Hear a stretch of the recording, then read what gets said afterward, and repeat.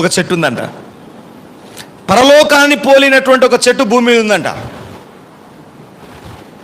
Hello, ఒక సహోదరుడు చెప్తున్నాడు మొన్న. అదేం చెట్టు అంటే నోని అనే చెట్టు.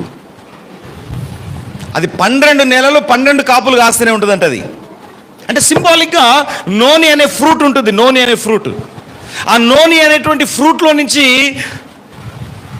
జ్యూస్ తయారు చేసి అమ్ముతున్నారు. అది చాలామంది తాగుతున్నారు. నోని జ్యూస్ అనేది చాలామంది తాగుతున్నారు దాన్ని. అది తాగితే నువ్వు బాగైతావు బాగావు నాకే తెలియదు, కానీ జీవజలములు తాగితే నువ్వు ఖచ్చితంగా బాగైతావు. 12 కాపులు కాస్తావు.